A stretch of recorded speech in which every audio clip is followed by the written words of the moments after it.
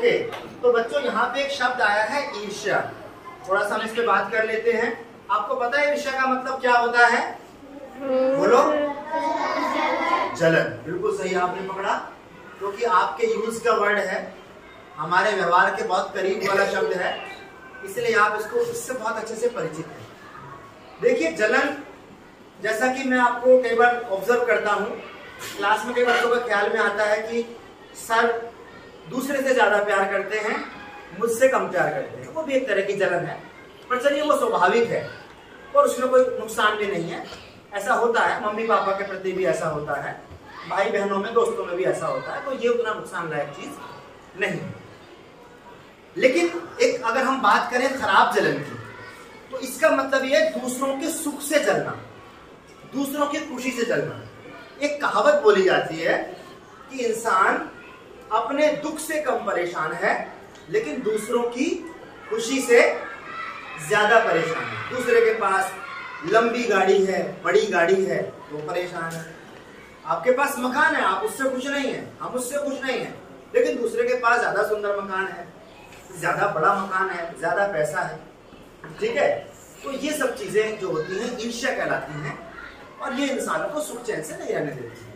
अब बात यहाँ पे समझने वाली ये है कि भगवान ने हमें जितना दिया है, या प्रकृति से हमें जो मिला है, ईश्वर से हमें जो मिला है, वो बहुत है हमारे लिए, लेकिन हम हमेशा क्या करते हैं? शिकायत करते हैं, दूसरों से तुलना करते हैं। लेकिन कभी हम अपने नीचे वालों को देखते हैं? कभी हमारा ख्याल जाता है कि अगर हम आज जहां पे हैं, या कभी किसी भिखारी के घर पैदा होते, तब क्या होता? भीख मांगनी पड़ती, खराब गंदे कपड़े पहनने पड़ते। तो ये सोच के तो हम भगवान का धन्यवाद भी दे सकते हैं। ठीक है, तो जहां पे आप हैं, हमारे पास बहुत ज्यादा है, उसमें खुश रहें और कोशिश करें, मेहनत करें। ठीक है, तो इसी का नाम ईर्ष्या होता है। ठीक है, कभी मन में ईर्ष्या का भाव आए तो अपने से नीचे वालों को देखो, आगे बढ़ने का भाव आए तो ठीक है, ऊपर वालों को देखो, लेकिन मन में ईर्ष्या का भाव आए तो नीचे वालों को देखो। ठीक है, तो सब अपनी अपनी जगह पर ठीक है। बात समझ में आ गई? ईर्ष्या क्या होती है सबको समझ में आ गया बेटा? Thank you. तो आगे है, आवंती ने सेठ का मंसूबा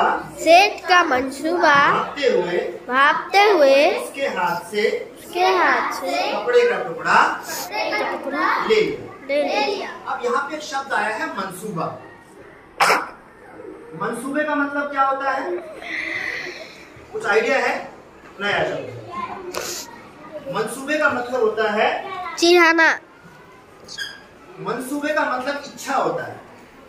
ठीक है, लेकिन ऐसी इच्छा जो दूसरे इंसान को सताने के लिए पैदा होती है, उसको परेशान करने के लिए। एक ऐसी प्लानिंग जिसमें दूसरे इंसान को सताया जाना, खराब इच्छा। समझ रहे हो मेरी बात को? जैसे सपोज करो, हम सानवी का एग्जाम्पल ज्यादातर लेते हैं क्योंकि हमारी फेवरेट बच्ची है। सपोज इसको मजा चखाने के लिए ये बाहर गई, वॉशरूम गई, या फिर पानी पीने के लिए गई। जब वापस आई तो हमने क्या किया? उसकी सीट के ऊपर कुछ डाल दिया, रसगुल्ले की चाशनी गिरा दी, या हमने कुछ कलर गिरा दिया। सपोज, ऐसा करना नहीं, मैं बता रहा हूँ, सीधे होके बैठो बेटा। और वो बेचारी आके बैठी और उसके कपड़े खराब हो गए। अब चूंकि हमारा यहाँ पे क्या था? मंसूबा था उसको सताना।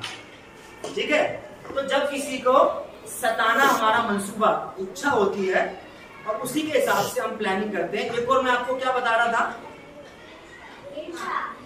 ईर्ष्या तो हमने बात कर ली, लेकिन मंसूबा आप समझ पा रहे हैं कि जब हमारी प्लानिंग ऐसी होती है, किसी को सताने के लिए या परेशान करने के लिए जब हम कुछ करते हैं, तो ऐसी इच्छा को हम क्या बोलते हैं? मंसूबा। कहते हैं ना, तुम्हारे मंसूबे नेक नहीं है। उर्दू का वर्ड है। समझ में आया? चलिए ठीक। तो यहाँ पे देखो एक शब्द और आया है, आवंती सेठ का मंसूबा भांपते हुए। अब भांपने का मतलब समझते हैं आप? समझना, सी थ्रू करना, आर पार देख लेना। ठीक है, तो आवंती ने सेठ का मंसूबा भांपते हुए उसके हाथ से कपड़ा ले लिया। ठीक है, क्योंकि वो भी चालाक था, होशियार तो था। जब इतना सुंदर व्यापार कर रहा है और उसकी दुकान चलने लगी है तो कहीं ना कहीं वो भी होशियार रहा होगा।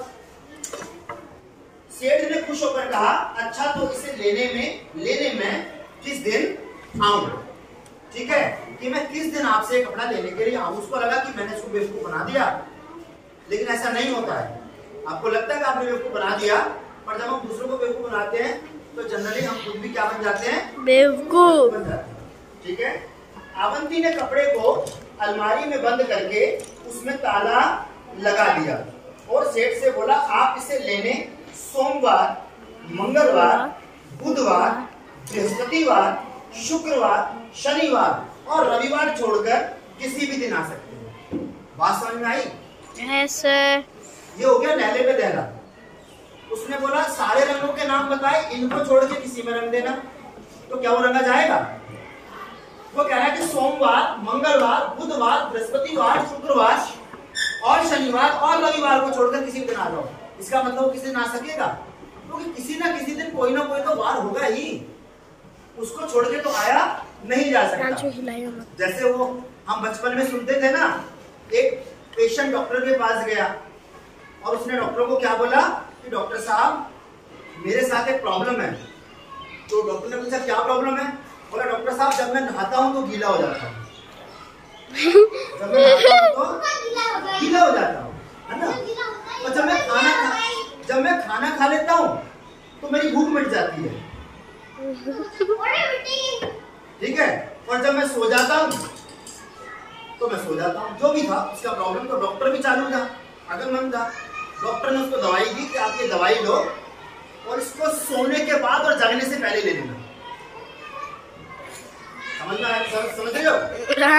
सोने के बाद और जागने से पहले इस दवाई को डेली खा लेना। तुम्हारी बीमारी जो नहाने के बाद गीले होने वाली बीमारी है वो क्या हो जाएगी, ठीक है। तो ऐसी समस्याओं का ऐसा ही इलाज किया जाता है और ऐसे सवालों के ऐसे ही जवाब दिए जाते हैं, ठीक है।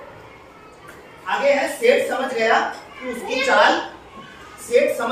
उसकी चाल उल्टी पड़ चुकी है, नहले पे दहला पड़ चुका है, अतः भलाई इसी में है, धीरे से खिसक लिया जाए मतलब भाग जाए चुपचाप, इससे पहले की और ज्यादा बेइज्जती हो।